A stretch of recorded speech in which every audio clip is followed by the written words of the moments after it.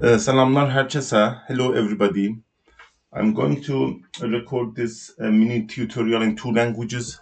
Bu kiçik təlimi iki dildə, Azərbaycan dili və ingilis dilində qeyd etmək istəyirəm. In two languages, Azerbaijani and English.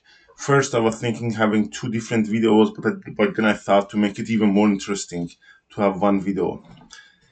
Başta istəyirdim ki, iki dənə fərqli video çəkəm, şey ola. Amma indi zaten iki dənə video, bir dənə videoda iki dildə danışacağım. Bir cümlə burada, bir cümlə o dildə. Bugün nə etmək istəyirəm sizə, nə qısa öyrətmək istəyirəm. ChatGPT ilə bizim burada şirkətlərin kimi ilə işləyirəm. Test case design üçün bir dənə nə deyirlər, problem ya challenge ilə qarşılaşmışıq və əlbəttə ki onu sistematik şəkildə çözməkdəyik. Belə bir qrammar dilində test kod yox da sistemin özündə bir şeylər vardır UI'da. So we have a challenge like this that inside the program UI conditions and certain conditions have been written using this Azerbaijan language grammar or the coding grammar actually. It's not the language grammar but programming language grammar. Hallar şey deməkdir, bildiğiniz kimi case'lər əgər if deməkdir və əks hal else deməkdir. Son da if'in sonu. Hallar means cases, əgər means if, onda means then, əks hal means if. So of course ChatGPT will not understand this. Əlbəttə ki ChatGPT bunu başta anlamaz. O yüzden biz buna bir dərs verəcəyik. I would like you to, so burada yazacağım ki bu. İngilizce yazalım. Let's start in English. I would like you to please learn some basic, some specific coding grammar that I'm going to get your help from. That I'm going to later get your help in for program for reverse engineering aslında. Reverse engineering tərs mühəndislik, program comprehension.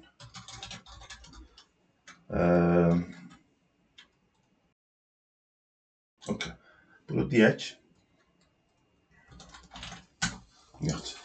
And share specific. İndi nə deyir? Deyir ki, lütfen mənimlə şeyi paylaş, ki öyrədim.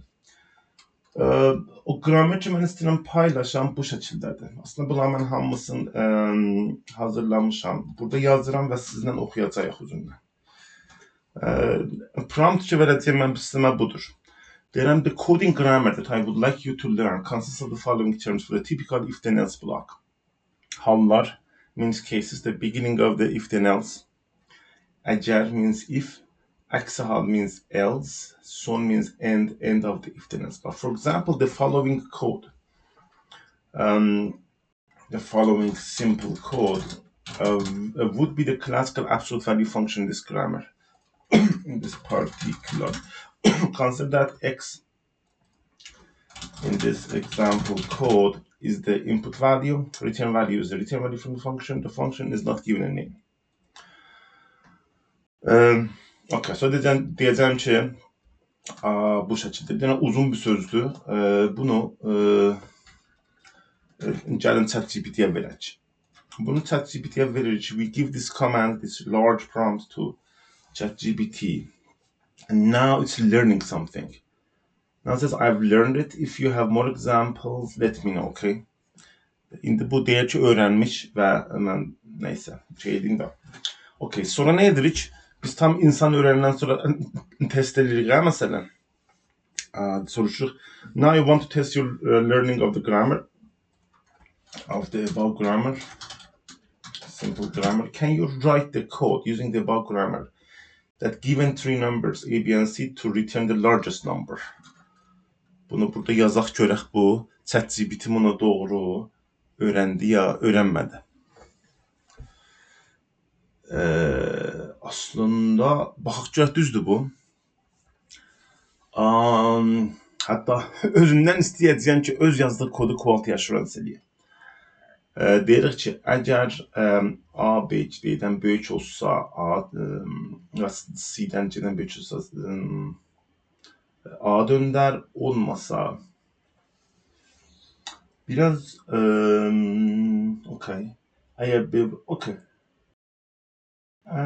Məncə can you do inspection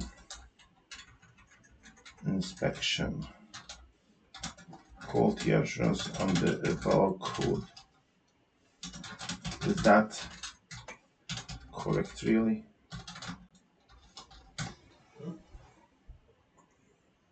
Let's inspect. The first condition. Bak burada yazıbdım ben de. Çok bu gülməli oldu. Elə bir biz süni intelligence'dən deyir ki, bir kod verir, sonra deyir ki, öz verdiği kodu test edin. Əlbəttə ki, bu çok sual çıxılan bir şeydir. Çünkü belki birisi test verir. Correctly find the largest number. This structure sound. Find the codes correctly. Effectively find the largest numbers. Okay, böyle diyeyim. Can you generate enough test cases to fully test the above code in tabular format? Please also include the expected and actual outcomes.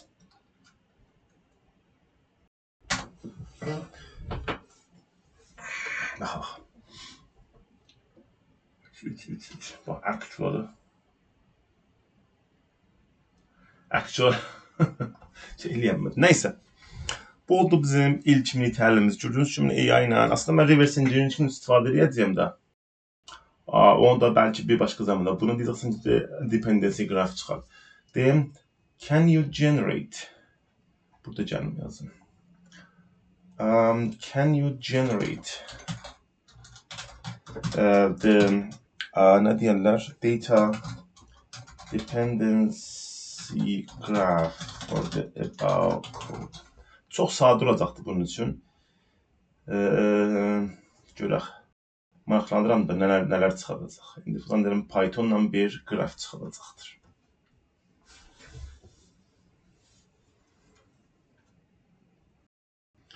Gördüğünüz gibi bayağı AI bile zorlandı çünkü çıxartdı da. Okay. Fena değil. Bunu ben daha fikrim var. Diyeceğim ki inputları sola koy, outputları sağa koy. Onu o şekilde etmek lazım. Okay. Herkese uğurlar. All the best everybody.